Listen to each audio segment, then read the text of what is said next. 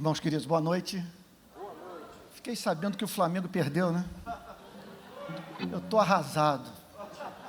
Agora deixa eu dizer para vocês a minha preocupação. Eu tive contato recentemente, pela primeira vez na minha vida, com a tribo de índio. Então, foi uma verdadeira odisseia. Fui pregar em Altamira, lá para os lados lá da terra de Josué, e então preguei e tal, num encontro do sino da igreja presbiteriana, e o pessoal me convidou para conhecer uma tribo. Mas olha, que viagem nós fizemos. Pegamos a Transamazônica, toma de estrada, depois chegou no ponto da Transamazônica, nós entramos na floresta mesmo, na estrada de barro, e não sei lá, quilômetros e mais quilômetros de viagem, dentro da floresta, carro pulando e tal, até que chegamos num lugar que não dava mais para avançar, porque havia um rio Iriri. Não sei se Josué já andou por lá, pescou, não, surfou, e tal. E aí o Iriri, afluente do Xingu. Chegamos no Iriri, subimos o rio de barco, e vamos embora, subindo o rio de barco, tal. Chegou num ponto que era na corredeira, não dava mais para avançar. Período do verão, o rio, então, ele dá uma secada, as pedras emergem, as árvores e tal, e há trechos do rio que se tornam impossíveis de se navegar. Aí saltamos do barco e toma de andar um bom caminho por sobre pedras e levando mosquiteiro, levando água, comida e tal. E a ideia era nós chegarmos depois, num ponto do rio, mais adiante, após as corredeiras, para encontrar um índio. E aquela emoção, primeiro índio da minha vida, que eu vou encontrar um índio que mora numa aldeia. Então, vamos para lá e ficamos esperando. Sol quente, fervendo, um calor, nenhuma árvore para a gente se abrigar, era pedra e água já morna, e a gente esperando o índio chegar. E eu falei, será que o índio não vem? Aí os missionários presbiterianos falando, não, eles sempre cumprem o que prometem, só uma vez que eles furaram. Então, lá pelas tantas, o missionário vira-se para mim e diz, olha, estou vendo o índio está vindo aí. Eu falei, vou ver o índio, vamos pegar uma canoa, e era uma coisa, sei lá, de 2 ou 3 horas de viagem, subindo o rio Iriri, até chegarmos no coração da floresta amazônica, onde ali há entre outras aldeias, a aldeia dos Arara. Quando o índio chega, gente, qual não é a minha surpresa, decepção, evidência que o mundo jaz no maligno e que a gente não pode parar de pregar o evangelho. O camarada não me chega vestido de Flamengo, gente. Eu falei, que é isso, Pai Santo? Não é possível. Aí ele vai e põe a gente no barco, aí descubro que a tribo está no avivamento, mas não é do evangelho não, é Flamengo, a tribo inteira quase é Flamengo. Falei, não é possível, como que essa praga chegou aqui? Havia um vascaíno solto lá, e me disseram, mas tem um botafoguense, tricolor, não vi nenhum tricolor e tal, mas tem um botafoguense. Falei, eu quero conhecer esse índio botafoguense, um índio botafoguense, quero tirar foto e tal. Aí chegou lá, numa tenda, lá no monitor, esse aqui é o índio botafoguense. Falei, rapaz, fiquei sabendo que isso é Botafogo. Não, agora eu sou Flamengo. A casa caiu, perdi as esperanças. Aí eu quero entender esse fenômeno, gente, que negócio, será que essa cor, eu não sei o que é. O que eu sei é que não vem do céu, isso é a maior prova, eu tenho certeza absoluta. Então tá bom, ouvindo agora, mudando de assunto, ouvindo agora Josué, fica aqui como palavra para os que são novos na Betânia. Se nós voltarmos exatamente 33 anos na história dessa igreja, quando eu me converti, essa canção, não é saudosismo não, porque eu não tenho a mínima vontade de voltar ao passado, especialmente por me lembrar do período da ignorância. Essa é uma das razões pelas quais saudosismo não existe na minha vida. A vereda do justo é como a luz da aurora, vai brilhando mais e mais até ser dia perfeito, o melhor está por vir. Tenho a mínima dúvida com relação a isso. Servimos a um Deus criativo que nos ama e um Deus que vai nos transformando de glória em glória. Contudo, a gente pode olhar para o passado sem saudosismo, mas com gratidão. E, gente, 33 anos atrás, a garotada dessa igreja, entre a qual então eu me encontrava ali, da qual participava, cantava esse hino aos prantos, entre outros. A igreja, já disse isso aqui em outra ocasião, um grande coral, vinha de ônibus para a igreja, saltava do ônibus, a gente ouvia a igreja cantando do ponto do ônibus, e esse cântico, e como resultado do que Deus fez naquele período. Olha aí, igreja na região oceânica, igreja em Caraí, igreja no Cafubá, igreja no Ingá, e não tem como contabilizar o que Deus fez nesse país através dessa igreja. Mas tudo isso num período de pregação com lágrimas, muita oração, muito jejum, muito desejo de servir a Jesus, e essas canções extraídas da Bíblia que nós cantávamos apaixonadamente. E Deus pode fazer muito mais do que fez naquele período, a ponto de nós dizermos que a glória, vamos considerar esse aqui o terceiro templo, que a glória do terceiro templo é a maior de todas. E isso pode Deus fazer nesses dias na nossa vida, em nome de Jesus. Então, está falando aqui de Flamengo, o mundo já no maligno e tal, pecado solto no planeta. Vamos falar sobre a missão da igreja no mundo, a razão de ser da nossa existência. Eu vou chamar a atenção hoje de vocês para o texto que se encontra em Mateus capítulo 9, verso 35, que eu diria que é o locus clássicos da teologia da missão da igreja. Chegaria ao ponto de dizer que não tem passagem bíblica mais importante do que essa quando o tema é a missão da igreja no mundo. Pode ter passagem que esteja ao lado, em nível de importância, mas podermos considerar algum texto bíblico mais importante do que esse, do ponto de vista da missão da igreja no mundo, eu creio que não existe, é impossível, não dá. Então vamos lá, Mateus capítulo 9, verso 35. Pai Santo, nós bendizemos o Teu nome porque Tu és bom e a Tua misericórdia dura para sempre. Nós Te louvamos pela Tua infinita paciência, Tua insistência em nos amar e não desistir de nós. Rogamos nessa noite perdão pelas vezes em que duvidamos da Tua palavra e não respondemos a ela com fidelidade, não respondemos a ela com amor agradecido. Perdoa-nos também pelas vezes que pessoas cruzaram o nosso caminho e não se sentiram amadas por nós. Purifica-nos de toda iniquidade, Senhor. Perdoa-nos pelo nosso arrependimento, Senhor. Ajuda-nos a nos arrependermos do nosso arrependimento. E porque Tu és bom e a Tua misericórdia dura para sempre, nós pedimos que haja transcendência nessa noite. Que não haja dúvida de que o Espírito Santo está falando com a Igreja Betânia. Que seja a noite de profecia, da palavra que é extraída da Bíblia e que se aplica à realidade concreta da vida do cristão, da vida de uma igreja, da vida de uma cidade, até mesmo de um país. Essa é a oração que nós fazemos em nome do Senhor Jesus. Amém. Amém. Verso 35, e percorria Jesus todas as cidades e povoados. Eu não tenho como expressar a minha gratidão a Deus pelo Espírito Santo, um dia, no passado recente do meu ministério, ter me chamado a atenção para essa passagem. Um minuto, para apresentar aqui uma nota autobiográfica.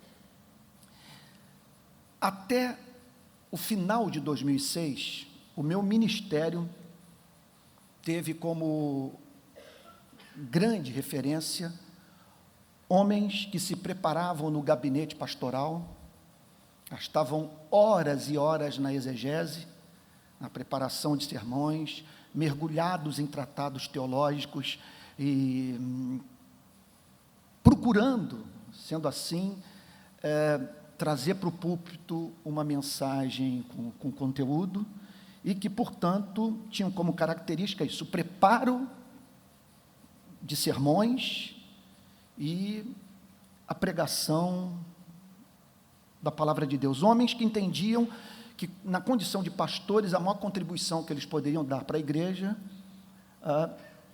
seria pregando expositivamente a palavra de Deus. E assim, então, passei grande parte da minha vida, como acontece até hoje, olhando para o ministério de João Calvino em Genebra, expondo Mateus verso por verso, conforme nós estamos fazendo aqui com Efésios, não deixando passar vírgula, Leitura do texto bíblico, exegese, interpretação, boa hermenêutica e aplicação prática, verso por verso. Então, olhando para Lutero em Wittenberg, olhando para John Stott em All Souls e no seu ministério de pregação ao redor do mundo, e talvez o grande Martin Lloyd Jones, a quem até hoje eu procuro imitar. Estou no púlpito, fico pensando como que ele faria. Tamanha influência. A idolatria chegou ao ponto de eu aproveitar uma viagem para a Europa por trabalho e ir à capela de Westminster e bater uma foto do púlpito onde ele pregava. E não me arrependo, e até hoje, quando eu leio esses homens, eu choro. E são minhas grandes referências, e são os meus mentores de longe, ao lado dos mentores de perto, entre os quais esses amigos que estão sentados aqui, o Dr. Ângelo e o inesquecível reverendo Antônio Elias. Acontece que a partir de 2007 eu tive que fazer uma caminhada muito solitária, me senti pressionado pela vida, dar uma guinada no ministério, sem romper com esse modelo de preparo para o ministério de pregação, de horas gastas no gabinete, estudando e confecção de sermão e pregação da palavra de Deus, mas compreendendo que Deus estava me chamando para exercer um outro tipo de atividade ministerial e para a qual eu não encontrava paralelo. Eu falei, e agora? Eu vou seguir a quem? Porque eu me vi diante, acredito até hoje, de uma pressão do Espírito Santo para lutar pela justiça social no Brasil, para denunciar as violações de direitos humanos e dar voz ao pobre, e pregar contra a banalidade do mal, ou a banalização da vida humana na cultura brasileira. E aí, então, passei a me ver dentro de favela, literalmente dentro de cela, de prisão, e o ápice, talvez, assim, da guinada do ministério, foram as manifestações de junho de 2013, em que eu me vi, o meu compromisso com o Evangelho, com o ministério sagrado, me levando para a primeira vez, por conta do meu compromisso com Cristo, inalar gás lacrimogêneo. Ver um filho preso numa manifestação, marchar ao lado de pessoas que eu nunca vi na minha vida, julgando que assim eu estava lutando por um país mais justo.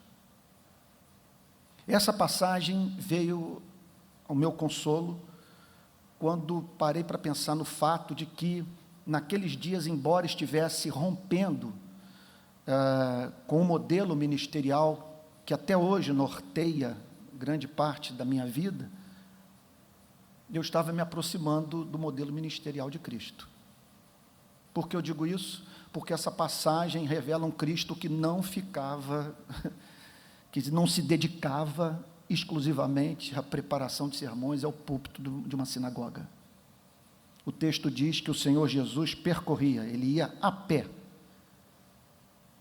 passando por todas as cidades e povoados.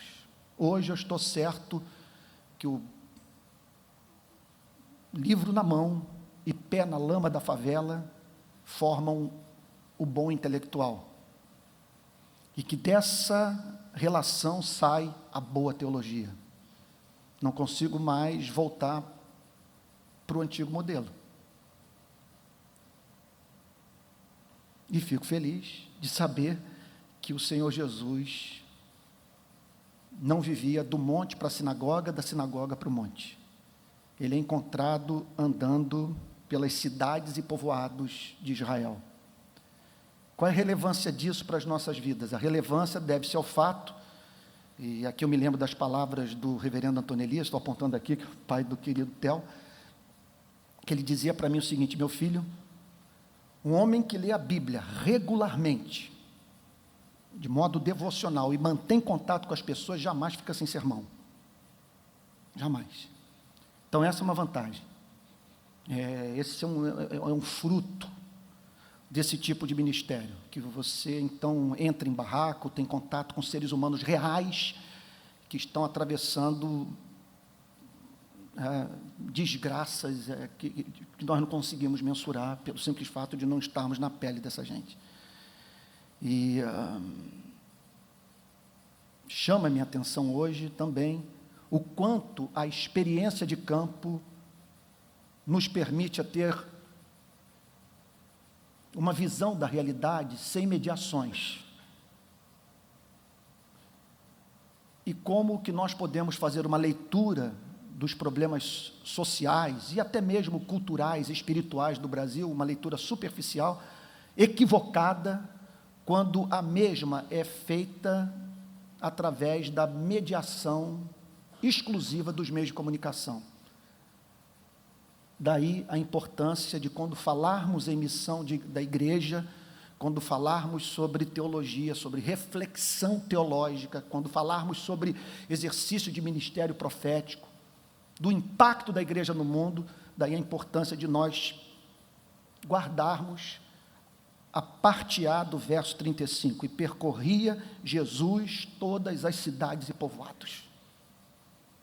Não tem como, se você me falar hoje sobre o sertão, você vai me ter hoje como um defensor da causa do sertanejo, porque é algo novo na minha vida. Por quê?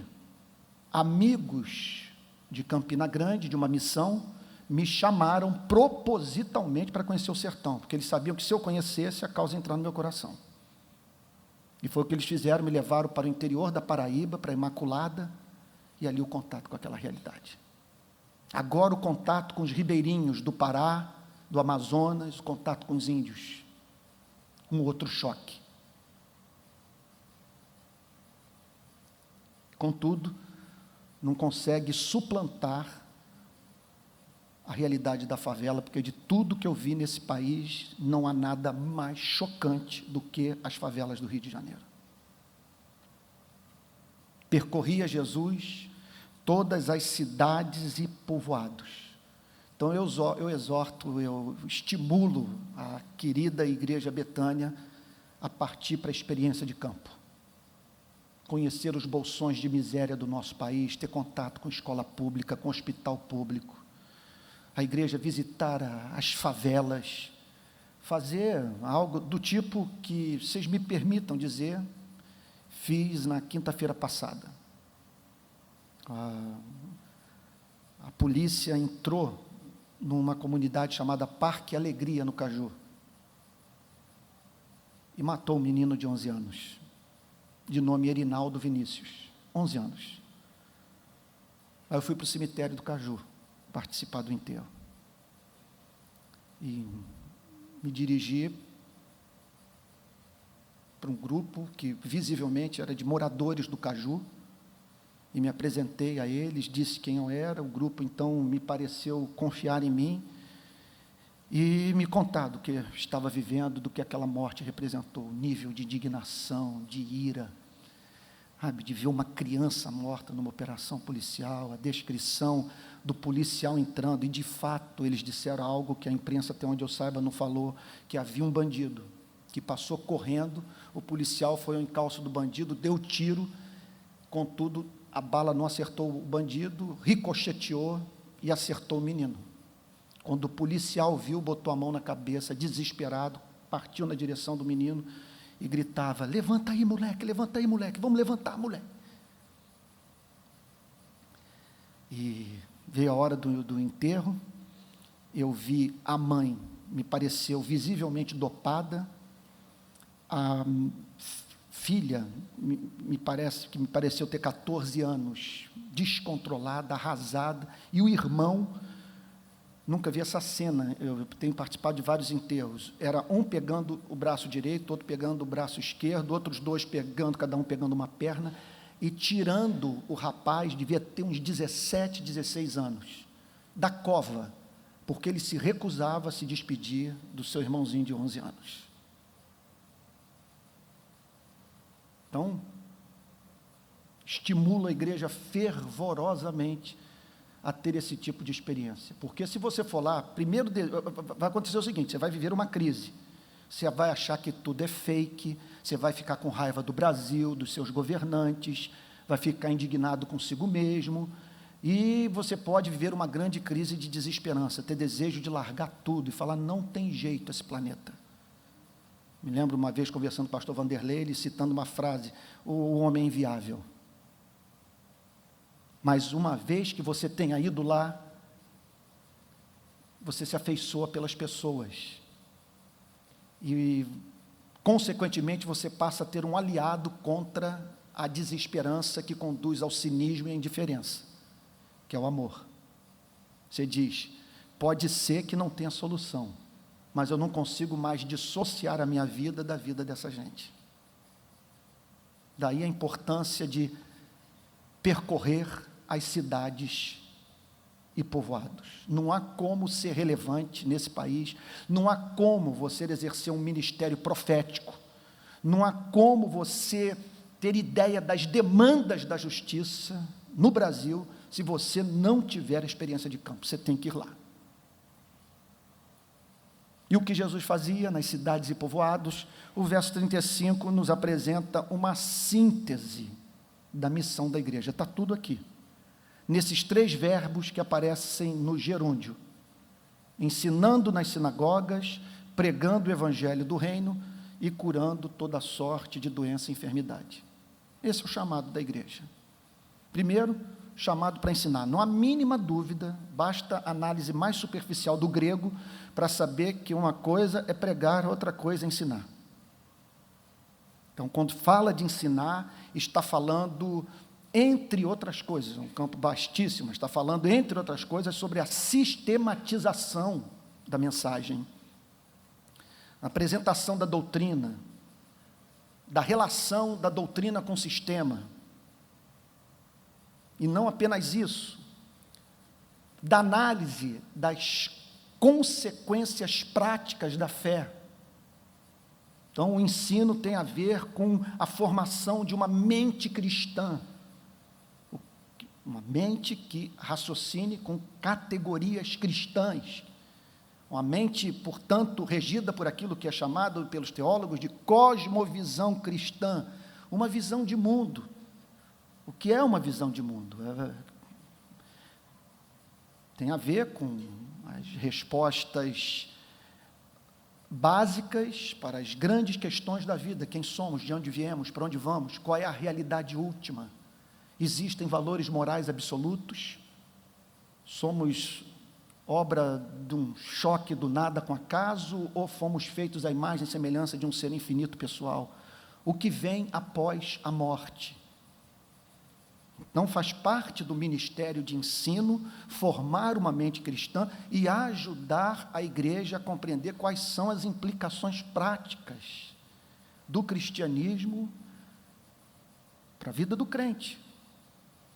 E não há mínima dúvida de que essa é uma carência do protestantismo brasileiro do presente momento da nossa história.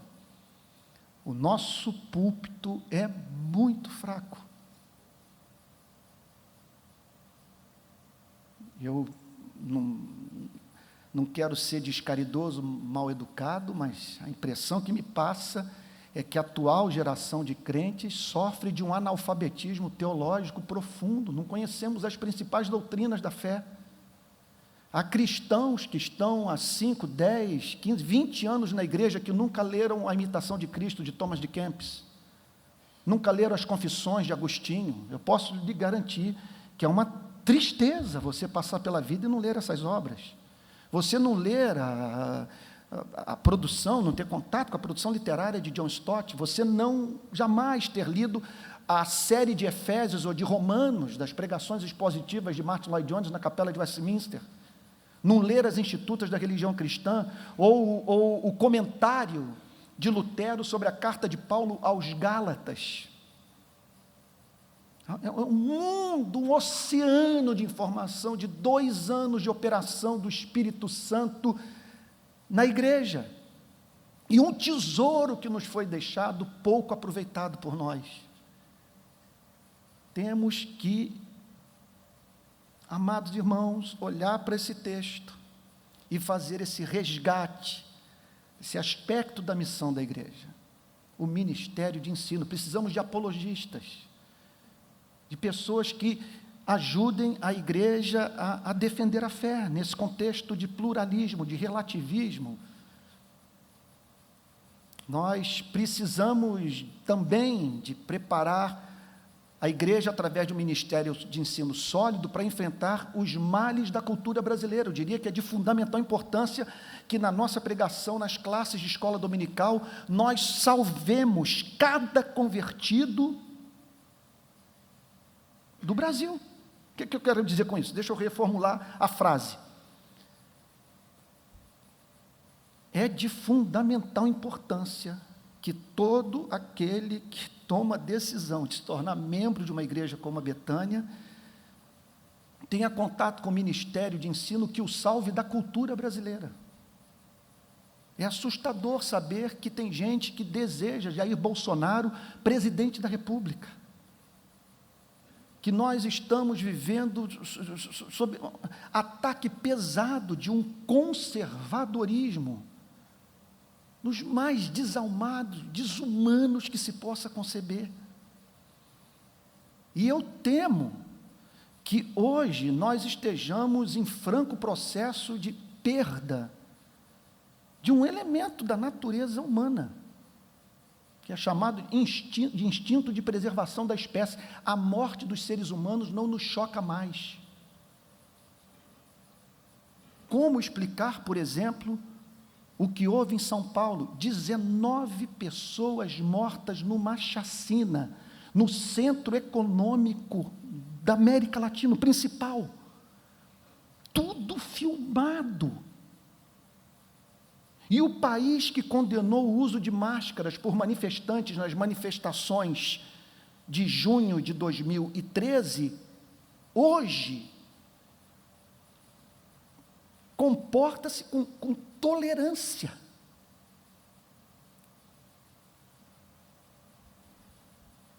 Com a ação de homens que, com máscaras, executaram 19 pessoas no decurso de 3 horas,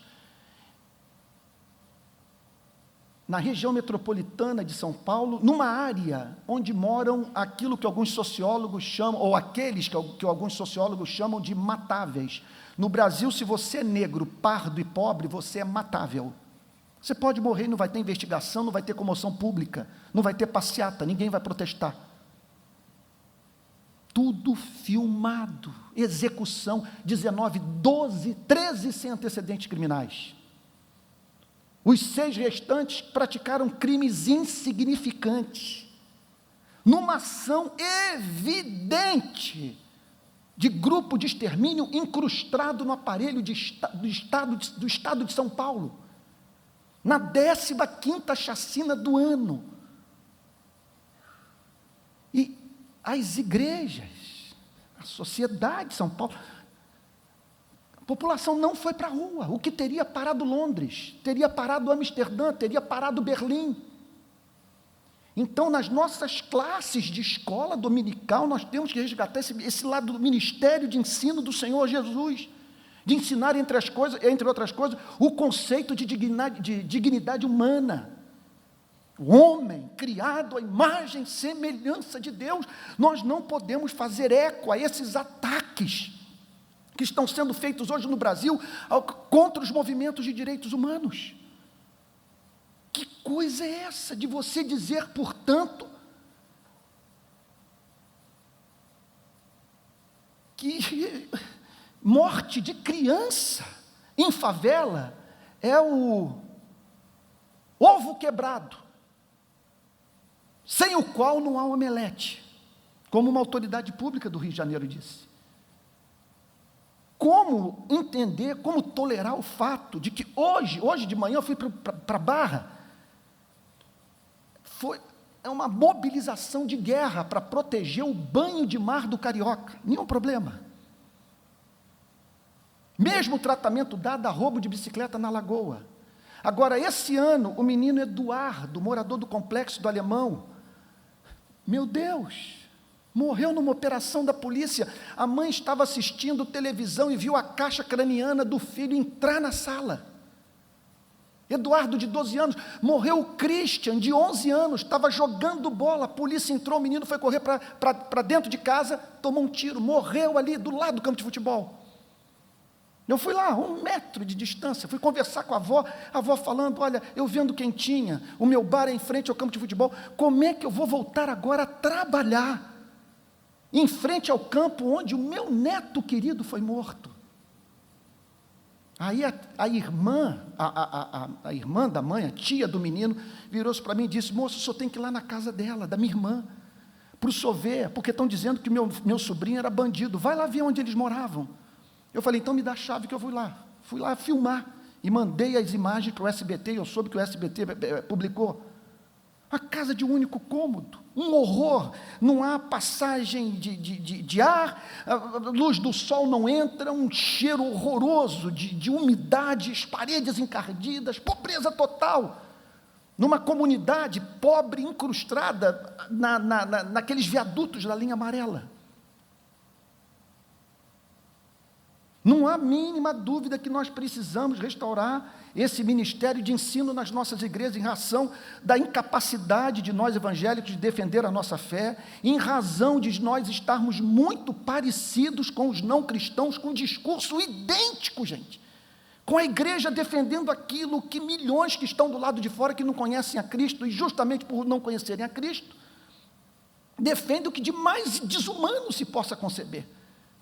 E a igreja, então, dando eco a Reinaldo Azevedo, dando eco a Diogo Maynard, dando eco a Roberto Carvalho, homens que não conseguem falar sem xingar, fazendo eco a Jair Bolsonaro. Gente, apoiar mobilização de playboy na Zona Sul, de lutador de jiu-jitsu com porrete na mão, afastar garoto que rouba celular, deixa um menino desse ser linchado numa praia do Rio de Janeiro, para nós vermos o que vai acontecer nessa cidade. Eu não duvido nada de um sujeito desse pegar um carro, uma motocicleta, descarregar um fuzil no Baixo Leblon. Vocês imaginem, os caras estão enterrando criança na favela, e o Estado, o Rio de Janeiro para que não haja arrastão em Ipanema, Copacabana, legítimo, mas por que não há essa mobilização lá? E por que a igreja não está escrevendo, não está questionando, porque a igreja não está gritando contra tamanha injustiça? Não há mínima dúvida, porque nós não conhecemos a nossa fé. Não quero ser deselegante, gente, porque nós não frequentamos escola dominical, porque nós não lemos a Bíblia, não lemos aquele conjunto de literatura da história da igreja, que nos levaria a enlouquecer com esse cenário de injustiça do nosso país. Ministério de ensino. O texto diz que o Senhor Jesus pregava. Aqui já uma outra expressão de amor por parte da igreja. Pregar não significa necessariamente pregar a Bíblia. Você pode passar o ano inteiro pregando a Bíblia e não pregar o Evangelho. O Evangelho é uma mensagem dentro da Bíblia, que consiste no anúncio da maior manifestação de amor da história. Porque Deus amou o mundo de tal maneira que deu seu Filho unigênito, para que todo aquele que nele crê não pereça, mas tenha vida eterna. Hoje eu vivi uma situação triste na minha igreja. O pastor auxiliar perguntou se quem estava nos visitando pela primeira vez. Eu não me lembro de termos vivido isso na nossa igreja. Pela primeira vez, ninguém se manifestou.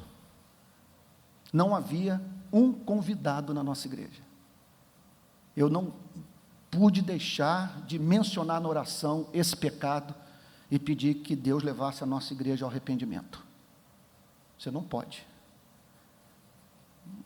se dirigir para a igreja sem o interesse de ter alguém do seu lado que possa no contato com o povo de Deus, tal como aconteceu no passado de sua vida, ter um encontro com Cristo, pregar o Evangelho. Agora, é de fundamental importância para que preguemos o Evangelho, que nós ajudemos o não cristão a compreender o significado da palavra pecado nas Sagradas Escrituras. Porque muitas vezes o não cristão não entende a mensagem do Evangelho, que tem como conteúdo central chamado para o homem se arrepender dos seus pecados, porque o não cristão não se vê como pecador, e não se vê como pecador porque nós apresentamos uma caricatura do sentido da palavra pecado, associando a práticas que poderíamos até chamar de pecaminosas, mas com as quais muitos ateus, agnósticos, não estão envolvidos. Então, nem todo ateu é infiel no casamento. Nem todo agnóstico se embriaga. E por isso, quando nós apresentamos um discurso essencialmente moralista e não ajudamos o não cristão a entender a natureza da sua perdição, que pessoas fecham o coração para a nossa pregação e não entendem o que nós estamos proclamando. É de fundamental importância que ajudemos aqueles para os quais pregamos o Evangelho a compreenderem que o homem é considerado por Deus pecador pelo simples fato de não conseguir amar ao Criador e ao próximo. Nisso nós somos um grande fracasso.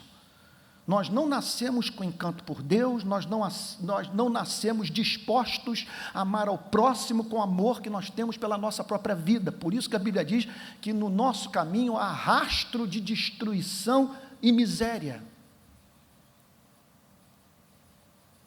E quando nós ajudamos o não cristão a entender o que significa não amar no universo feito por um ser que ama, e que quando pede para o homem, para que o homem ame, está pedindo o que é razoável, e quando julga por não amar, o faz, porque a sua natureza exige que ele puna aquele que não vive a vida que o próprio Deus vive. Isso é totalmente razoável. E pregar o Evangelho significa também, por outro lado, anunciar um Deus que finalmente desperta no nosso coração o interesse por poesia, nos move a confeccionar os nossos salmos de adoração, porque o sentido da mensagem é esse: é uma boa nova, é uma notícia extraordinária, maravilhosa, que quando a pessoa ouve, já disse isso aqui em outras ocasiões, me permitam repetir, é levada a dizer: não é possível que tudo seja tão simples. Isso é muito bom para ser verdadeiro. É boa nova, é algo que quando o não cristão ouve, ele é levado a dizer: quão formosos são os pés dos portadores dessa notícia. A boa nova. Qual é a importância de pregarmos o Evangelho? Irmãos, nós podemos pregar apaixonadamente sobre o que for, e podemos nas nossas vigílias orar até sangrar os joelhos, mas se não há pregação do Evangelho na igreja, esqueçamos a ideia de várias pessoas serem ao mesmo tempo batizadas com o Espírito Santo, que é um avivamento. Porque não há mensagem que Deus mais honre do que a pregação do Evangelho. Se você quer o selo de Deus no seu ministério, na sua pregação, pregue Jesus Cristo e este crucificado. Outro dia, meu filho Pedro me lembrou esse fato da biografia de Jonathan Edwards. Ele falou: papai, eu tinha me esquecido disso, e ele me trouxe à memória, novamente, esse relato histórico do primeiro grande despertamento americano que houve no século XVIII, no ministério de Jonathan Edwards, da igreja congregacional de Northampton. Qual é a conclusão que ele chegou? Ele viu uma relação de causa e efeito entre a sua pregação e o derramar do Espírito Santo. Sabe o que o chamou a atenção? Que todos os sermões que antecederam o derramamento do Espírito Santo foram sobre justificação pela graça mediante a fé. Todos os sermões que proclamaram a situação desesperadora do pecador e o amor gracioso de Deus pelo ímpio, e da ampla provisão divina para aquele que se arrepende dos seus pecados. Se nós queremos avivamento, nós temos que resgatar a pregação do Evangelho de nosso Senhor e Salvador Jesus Cristo. Já disse isso aqui numa outra ocasião, e faço questão de repetir. Pregar sobre Davi lutando contra Golias não é evangelho. É uma mensagem edificante, bíblica, que faz parte do texto inspirado. Mas pregar o evangelho é pregar Jesus Cristo e este crucificado. E Jesus pregava o evangelho do reino.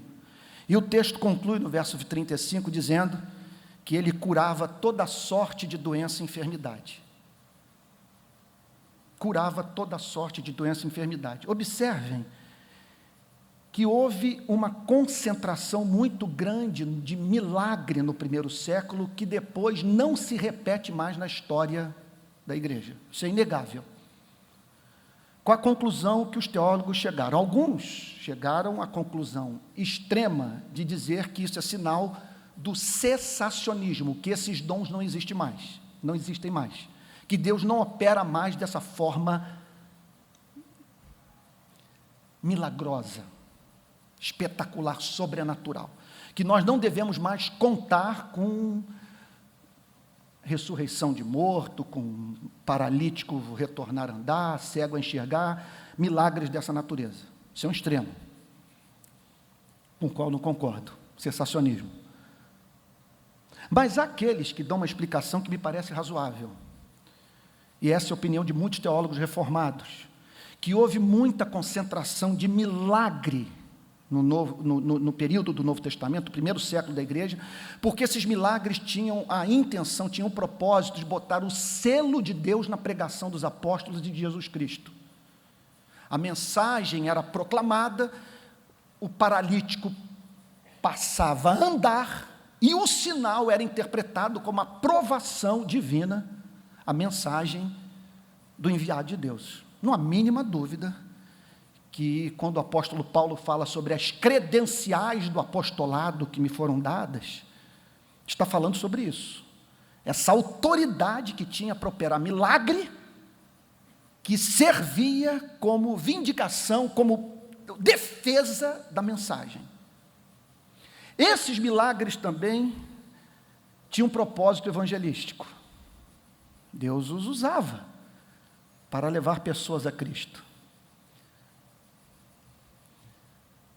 Mas há um sentido que hoje se aplica também, de uma forma toda especial, à vida da igreja. Esses milagres não tinham apenas como causa a intenção divina de botar o seu selo sobre a pregação da palavra. Eram expressões de amor. Eles resultavam da compaixão de Cristo e dos seus apóstolos. Era o desejo de fazer com que a pessoa voltasse para a estrada, pudesse se tornar senhora de sua própria vida, conforme a gente costuma dizer, caminhar com suas próprias pernas. E nesse sentido, hoje, Deus nos chama para um ministério de cura, onde tiver gente atrofiada, gente enfrentando problemas emocionais graves, pessoas que se sentem desqualificadas, inadequadas, que se encontram privadas de contribuir com a vida, fazendo ciência, produzindo arte, tecnologia, glorificando a Deus mediante o exercício da sua profissão. Onde tiver gente, portanto, impossibilitada de viver à altura da sua imagem e semelhança, a igreja deve entrar com o ministério de cura. que obviamente ainda passa pela imposição de mãos, pela súplica fervorosa ao Deus de Elias, mas que também pode envolver o trabalho de aconselhamento, pode envolver também a ação política. Olha a quantidade de neurônio desperdiçado nesse país, pelo simples fato de nós nunca na nossa história termos levado a educação a sério. Ministério de cura. Onde tiver gente, repito, atrofiada, onde tiver gente gemendo, impossibilitada de mexer o braço, de pensar, de se livrar das suas fobias, a igreja deve entrar com o seu ministério de cura. Então, aqui está a síntese do ministério da igreja. E aqui estão, portanto, os grandes vetores missionários de uma igreja como a querida Igreja Betânia. Esse é o nosso chamado. Ajudar as pessoas a pensarem de modo cristão. Desconstruir a cosmovisão que não tem como alicerce o Evangelho de Jesus Cristo. Conhecer o ponto de vista do inimigo da fé melhor mesmo do que ele o conhece. Pregar o Evangelho, anunciar esse Deus descomplicado, que abraça, que perdoa, que redime, esse Deus que não aceita sacrifício, porque Ele é o sacrifício. Deus que não aceita oferta, porque Ele é o ofertante. E cura, a fim de que homens e mulheres vivam à altura do potencial de seres criados à imagem e semelhança de Deus. Quando nós entramos no verso 36, nós nos deparamos com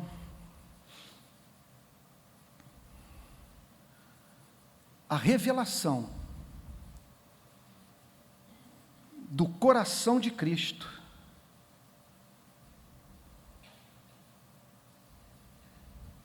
em razão do fato dele se deparar com milhares de pessoas privadas de conhecimento, do Evangelho de Jesus Cristo e de cura. Vendo ele as multidões, compadeceu-se delas. Então, vejam só, esse contato com seres humanos despertava no coração do Senhor Jesus esse sentimento, essa dor profunda pela desventura do próximo. O texto diz que, vendo ele as multidões, compadeceu-se delas, porque estavam aflitas e exaustas, como ovelhas que não têm pastor. Então, meus amados irmãos, de certa forma, antes de nós falarmos sobre como nos prepararmos para o ministério de ensino, como nos prepararmos para uma ação evangelística eficaz na sociedade, como Deus nos usar para o ministério de cura efetiva em todas as dimensões da sociedade, nós temos que pedir aquela motivação que justifica o envolvimento com esta causa, sem a qual estar num lugar como esse é apenas desejo de obtenção de visibilidade e não expressão de amor. O que movia o Senhor Jesus a ensinar, a pregar e curar era compaixão. O que significa, portanto, que se um avivamento vier a ponto de formar em nós esse coração de Cristo, nós vamos encontrar pessoas das nossas igrejas travando batalha, de certa forma, com a depressão, com uma tristeza, com uma agonia, com desejo de Jesus voltar. Enquanto ele não volta, o anseio de fazer pela humanidade alguma coisa que torne a vida nesse planeta um pouco mais agradável. Compadeceu-se delas, e vejam só o veredito, porque estavam aflitas e exaustas como ovelhas que não têm pastor. Porque essas pessoas estão carentes de ensino, estão carentes do evangelho, estão carentes de cura, encontram-se aflitas e exaustas. E não há, portanto, proteção, não há um pastor, não há direção, não há palavra de sabedoria.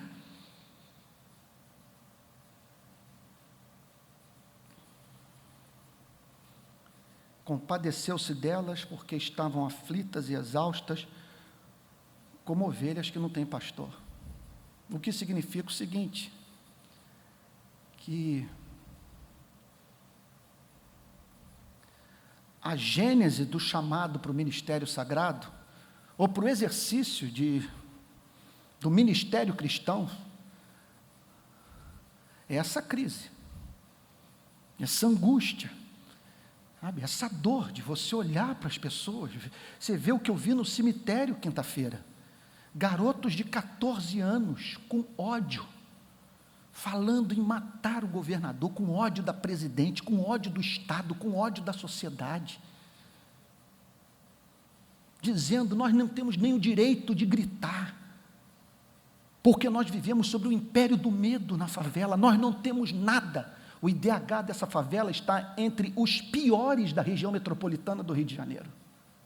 Vocês imaginem como essa gente se sente vendo o Rio de Janeiro abrindo o metrô na Zona Sul, transformando a Barra da Tijuca numa Beverly Hills, com a zona portuária recebendo milhões de dólares, e o pobre enterrando o filho assassinado.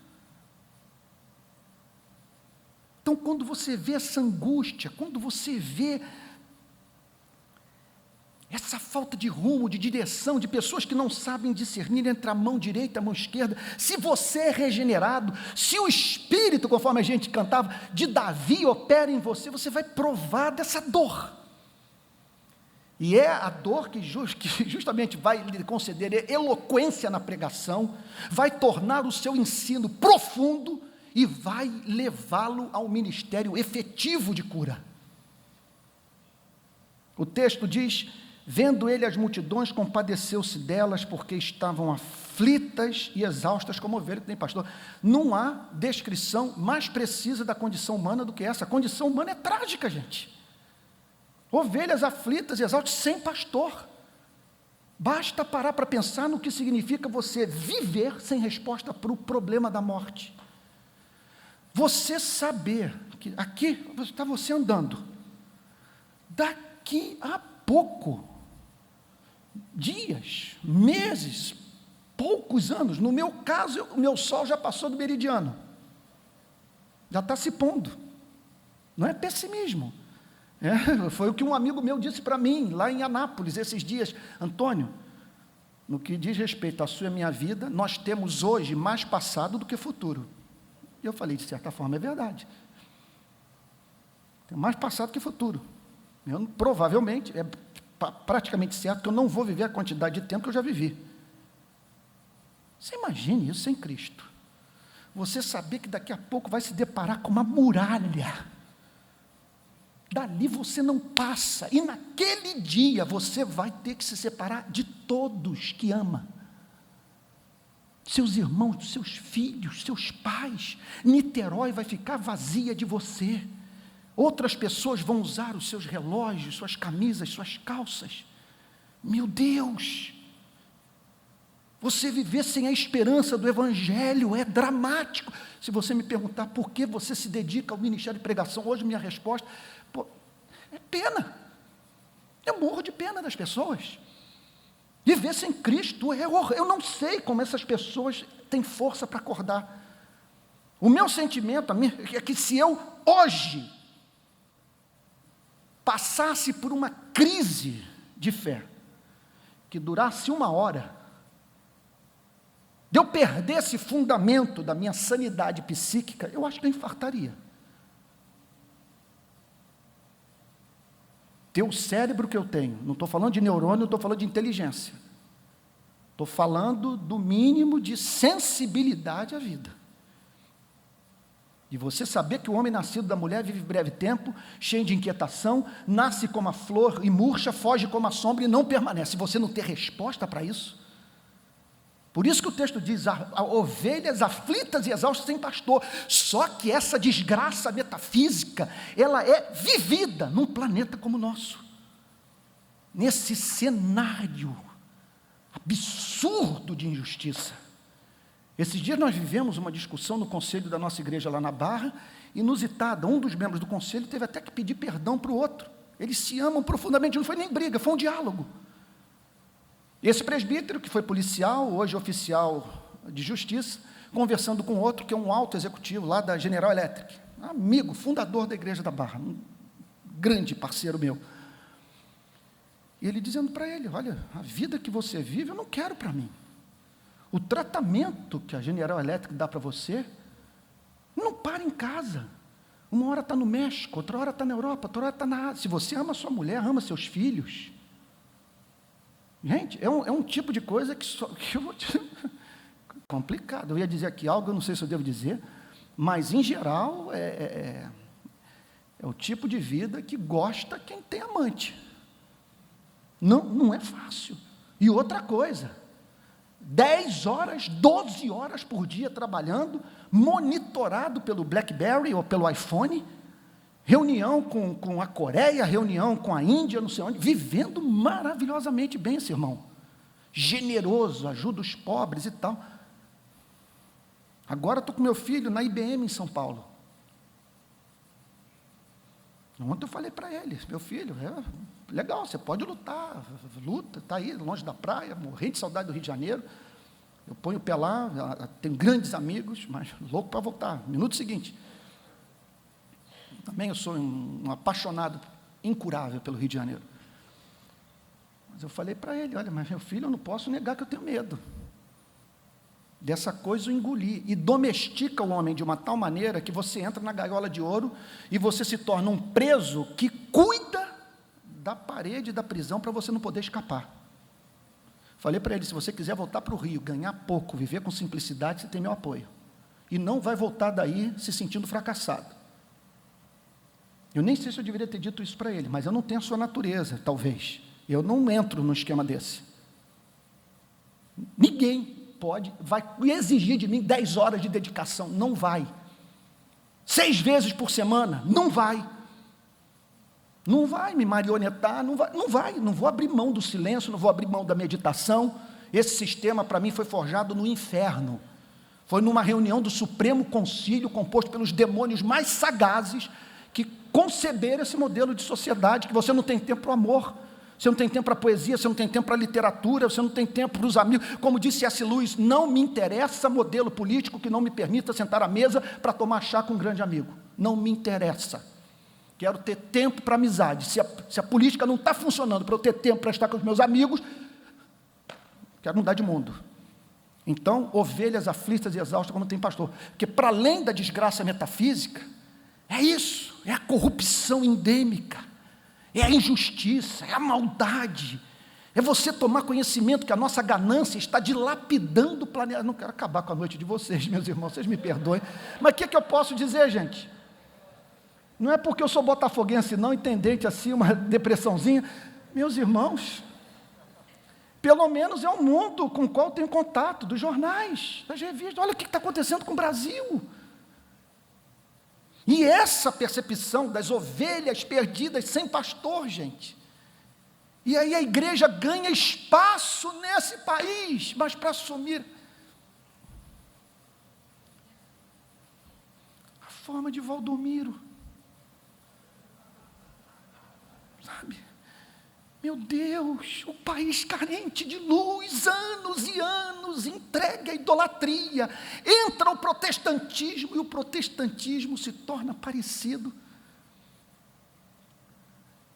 com aquilo que durante séculos tem escravizado o povo brasileiro. Ovelhas aflitas e exaustas, sem ter quem delas cuide. Agora, a bomba atômica. A passagem mais importante do texto que nós estamos analisando. Agora é coisa... Não quero ser dramático, porque o meu sentimento é esse. Esse é o momento que o tom de voz eleva, mas eu estou aqui me controlando, exercer domínio próprio. Mas é o momento que o coração dispara quando a gente pensa na glória do versículo 37. Então se dirigiu aos seus discípulos. Provavelmente ele está chorando. Eu posso dizer hoje para vocês, esse dia eu estava andando no centro do Rio, falei, quem são os meus ídolos? E pela primeira vez, eu acho, na minha vida, eu pensei nisso. Não há ninguém que me encante mais do que Jesus, mas não há mesmo. E entre outras coisas, porque você não vê essa frieza de alguns ativistas sociais, de gente que até mesmo se orgulha do bem, se orgulha de estar na favela. Oh, gente, que luta a gente trava com essas pessoas. Pois bem, aqui está o Salvador olhando para as pessoas, mas não sem chorar. Compadeceu-se delas. Eu fico a pensar aqui na seguinte coisa: como Mateus soube disso? O que levou Mateus a dizer compadeceu-se delas porque estavam aflitas e exaustas como ovelhas que não têm pastor? Uma possibilidade, que eu consideraria a probabilidade concreta, é que ele estivesse chorando. E no momento, aí que eu digo para vocês que essa passagem é santíssima, é sagrada, porque em razão das circunstâncias em que ele fala, o que disse para os seus discípulos. Comovido, cenário da multidão, mãe segurando criança no colo, coxo, pessoas sob a influência daquela religiosidade que o levou a expulsar os vendilhões do templo e dizer que os fariseus não entravam no reino dos céus e não deixavam os demais entrarem. Com as suas entranhas mexidas, ele decide desabafar. E com quem ele desabafa? Com os discípulos. Desabafa com a igreja. E por que ele desabafa com a igreja? Porque nós fomos o povo que o Deus soberano separou para compreender o coração de Deus. Como é que eu poderia dizer? É de se esperar que nós ouçamos esse desabafo. O que está acontecendo hoje aqui na Igreja Betânia? Lendo esse texto, pensando no Brasil, no planeta das ovelhas perdidas sem pastor, quer dizer, enquanto essa passagem é exposta, nós podemos considerar que este evento do primeiro século está se repetindo nessa noite na Igreja Betânia. É claro, de uma forma muito imperfeita, com um pregador que está trazendo uma mensagem que vem acompanhada dos seus condicionamentos, da personalidade do pregador, da história do pregador, da biografia do pregador, que faz com que a água que passa pelo cano saia com um pouco do gosto desse cano. E talvez você esteja achando hoje um gostinho um pouco amargo, talvez pessimista demais. Não estou em crise de depressão. Acho que a vida é isso mesmo. A Bíblia descreve o crente andando na ponta dos pés, aguardando a vinda de Jesus, e gemendo com a criação, esperando a redenção.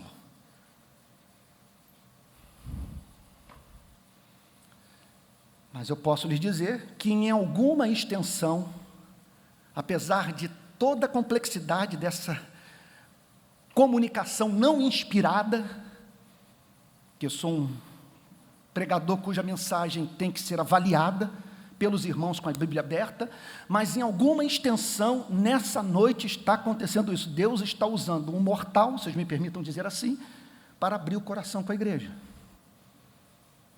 E dizer, eu me compadeço dos homens. E eles estão aflitos e exaustos, e não têm direção. Não tem direção.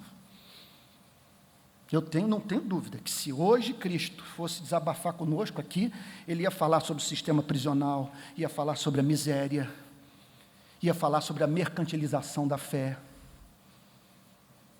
ia falar sobre a corrupção, ia falar sobre essa perda da afeição natural. Nós estamos hoje vivendo o cumprimento de, por se multiplicar a iniquidade, o amor de muitos se esfriará. Eu nunca vi tantas pessoas incapazes de se chocar com a desgraça.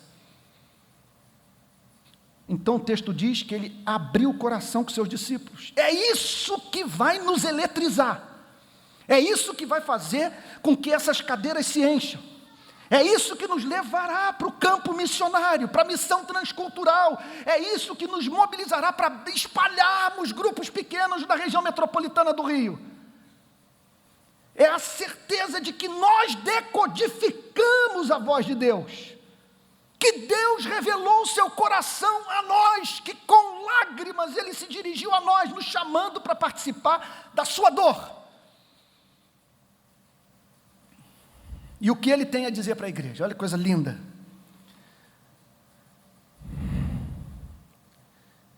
A seara, na verdade, é grande, mas os trabalhadores são poucos.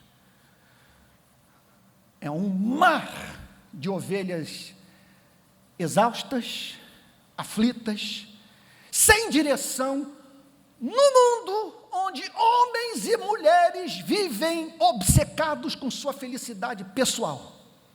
É um mundo que carece de trabalhadores.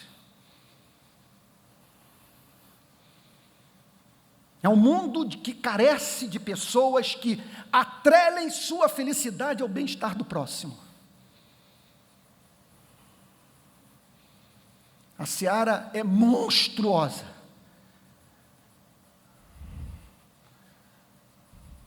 Mas quem se preocupa?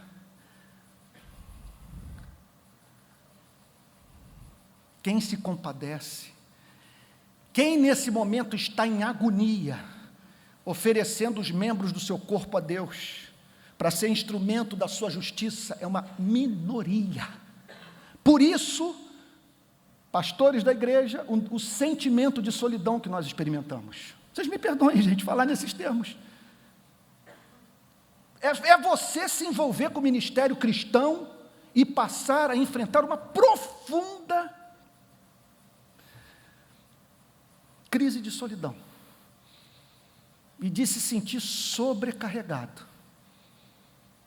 Encontrar poucos com os quais você pode dividir o fardo. E aí então, o verso 38. Rogai, pois, ao Senhor da seara que mande trabalhadores para a sua seara.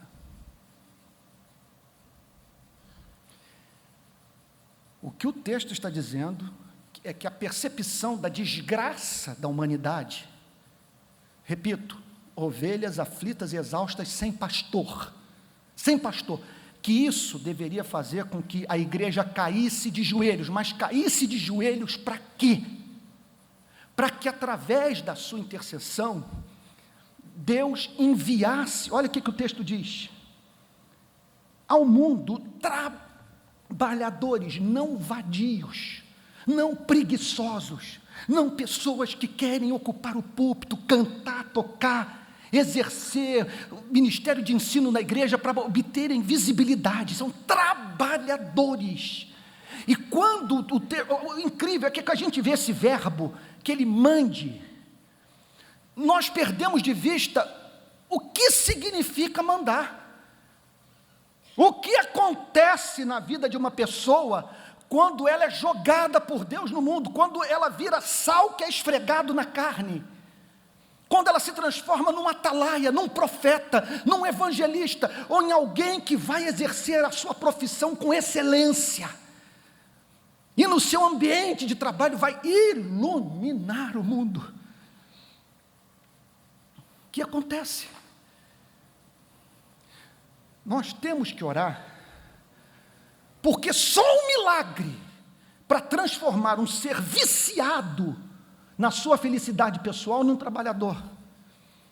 Por isso que a igreja tem que orar. Tem que orar porque só um milagre para uma pessoa se pegar lendo o jornal e derramando lágrimas. Só um milagre para uma pessoa ao término do Jornal Nacional, se sentir movida a interceder pelo mundo. Só um milagre para fazer com que alguém passe a ver o homem com os olhos de Deus, ouça o desabafo de Jesus e se ofereça para ensinar, pregar e curar. É milagre.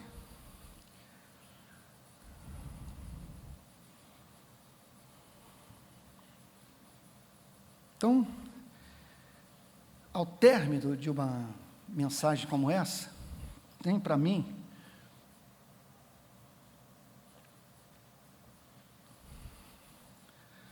que todos nós deveríamos louvar a Deus por termos acesso ao seu coração através da pregação da palavra e de estarmos numa igreja como a Betânia.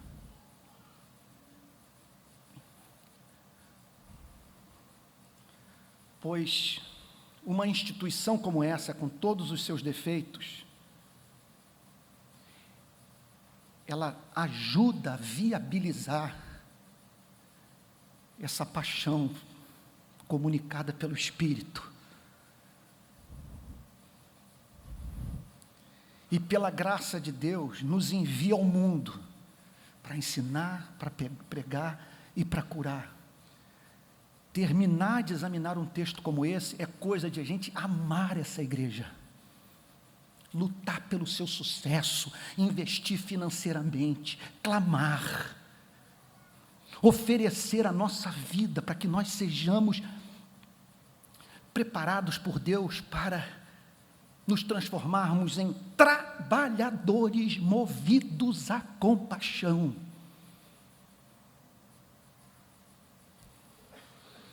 Eu não tenho a mínima dúvida que eu concluo repetindo. Ponto central dessa passagem.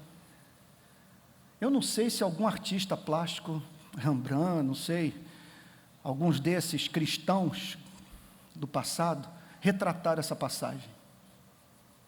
Mas é uma das mais lindas da Bíblia. Você imagina a cena, a multidão, aquele monte de coxo, paralítico, endemoniado, esquizofrênico, de miseráveis, de pobres, de famintos. Jesus olha para aquela gente, suas entranhas se comovem, e ele se volta para os seus amigos e diz: olha, deixa eu falar com vocês algo que só vocês podem entender, porque vocês foram justamente separados para isso, para saber o que se passa no coração de Deus. Esse é o peso que está sobre a sua e minha vida. Jesus já falou conosco, e agora nós não temos outra alternativa. E outra coisa, repito, não quero ser chato, não é só a palavra, são as circunstâncias. Eu me lembro, Vande, que eu fui visitar o seminário lá de Recife, onde nós estudamos, um período de internato, curso de teologia, e eu fui pregar em Recife, e um pregador, e um rapaz, eu concluo com essa história, e um rapaz, eu pedi para um rapaz para me levar para o seminário, depois de muitos anos que eu não ia lá, e o período do seminário foi um período de muita prova na nossa vida, não tínhamos nada, não tínhamos dinheiro, as condições eram precárias, e, enfim, foi um período dificílimo, uma verdadeira prova de fogo, que nós dois passamos. E aí eu pedi para que nós orássemos numa árvore, que tinha do lado do dormitório. Então eu morava com o Vande, com mais 5 alunos, em frente ao quarto do Ronaldo Lidori, que parecia um fantasma vindo pelo corredor. Eu falava: esse cara não vai morrer, esse cara não vai conseguir entrar no ministério. Ele parecia um fantasma, branco, arqueado, com aquele copo d'água vindo assim pelo corredor, e hoje esse gigante. Aí fui para aquela árvore orar. Não sei o que aconteceu, a lembrança daquele momento e tudo que Deus fez me levou num pranto. E eu com o missionário da Jocum do meu lado, e o missionário da Jocum imóvel, completamente mudo. E eu passei um longo período debaixo daquela árvore, orando a Deus e agradecendo pela sua obra nas nossas vidas, o período que nós vivemos ali e o que Ele fez nos nossos corações. Como que Deus nos chamou, nos preservou, nos ungiu. Quando eu terminei a oração, eu me virei para o Jailton, da Jocum, falei: Jailton, obrigado por você ter ficado em silêncio durante a minha oração. Ele virou-se para mim e disse o seguinte: Antônio, eu senti que era um momento muito especial para você. Por isso eu fiquei tão somente calado ao seu lado, ouvindo o seu choro. Veja, não é apenas a seara é grande, os trabalhadores são poucos.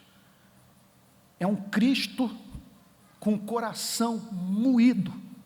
O texto diz, tomado de compaixão, e com lágrimas, muito provavelmente dizendo para os seus discípulos: a seara é grande, mas os trabalhadores são poucos.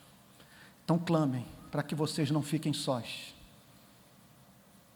para que o Senhor da seara provoque crise na igreja, leva as pessoas a passarem por períodos de depressão, de angústia com relação à vida, de se perturbarem com o estado da humanidade, sem querer ser piegas, sonharem com um mundo melhor e se oferecerem a Deus, para que Deus, através de suas vidas, instrua, proclame o Evangelho e cure. Que Deus abençoe os irmãos.